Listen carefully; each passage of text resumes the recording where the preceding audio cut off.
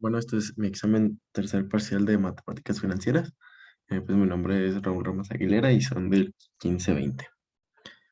Bueno, y lo que vamos a explicar hoy es sobre mm, los, este, sobre la teoría. Primero empezamos con lo que es amortización. Y amortización significa saldar gradualmente una deuda por medio de una serie de pagos que generalmente son iguales y que se realizan también a intervalos iguales. Luego tenemos lo que son las tablas de amortización. Estas, pues, los pagos que se hacen por amortización en una deuda se aplican a cubrir los intereses y a reducir el importe de la deuda. Para visualizar mejor estos procesos conviene elaborar lo que es una tabla de amortización que muestra lo que sucede con los pagos, los intereses, la deuda, la amortización y el saldo. Dentro de esta tabla, pues tenemos lo que son la fecha, los pagos semestrales, los intereses sobre el saldo, la amortización y el saldo. Luego tenemos lo que son los fondos de amortización. Los fondos de amortización pues son acumulación de pagos periódicos para liquidar una deuda futura. La deuda que se va a amortizar se plantea a futuro y lo que se hace es construir una reserva o un fondo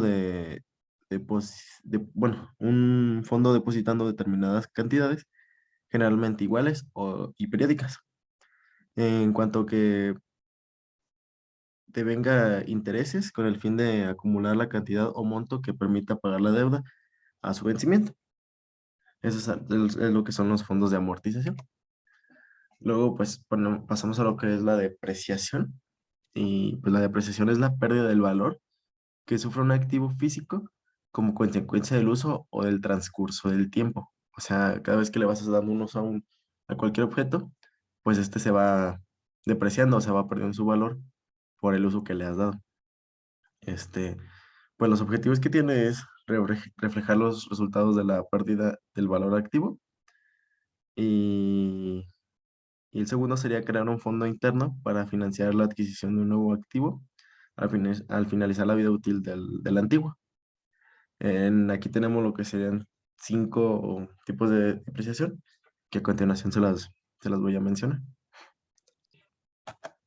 Primero tenemos lo que sería la depreciación acumulada por el método de la línea recta. Y pues este es un método que supone que la depreciación anual es la misma durante toda la vida útil del activo. De acuerdo con ello, pues la base de depreciación se divide entre el número de años de vida útil calculada y se determina el cargo que anualmente se hará al fondo de reserva y a los resultados.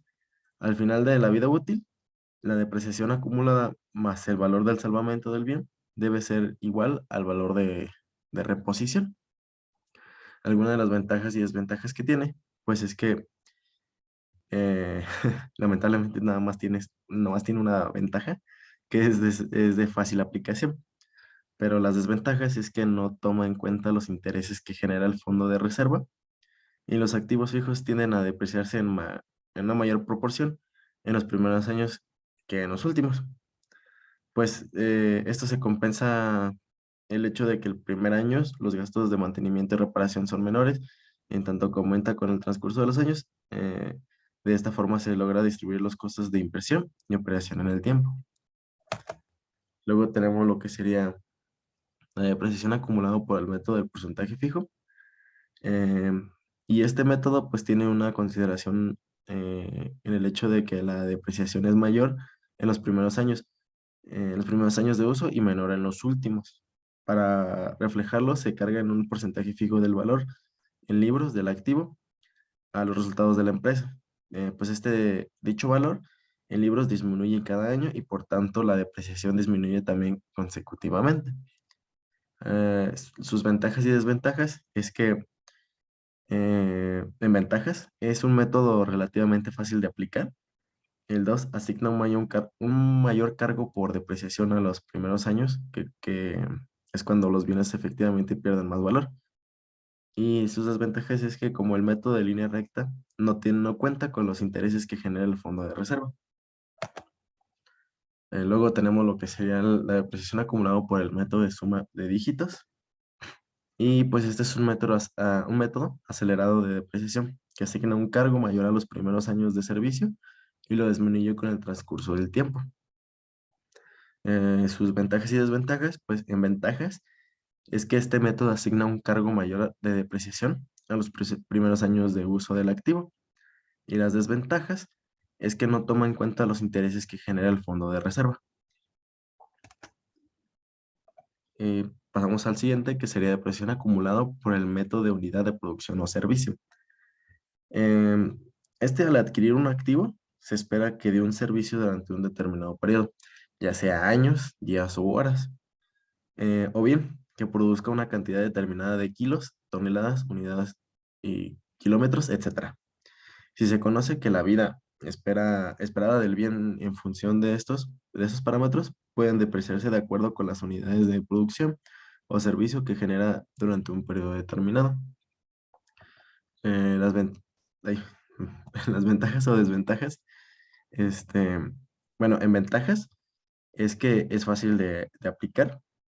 Eh, la segunda es que asigna la depreciación en relación directa con las unidades de producción o servicio que efectivamente se generan durante el periodo de referencia. Y las desventajas es que se requiere experiencia previa para determinar la producción durante la vida útil del activo. Y la segunda es que no se considera los intereses ganados por el fondo de reserva. Y ya por último, pues tenemos lo que sería la depreciación acumulada por el método de fondo de amortización. Pues es un método que toma en consideración los intereses que gana el fondo de reserva que se va constituyendo.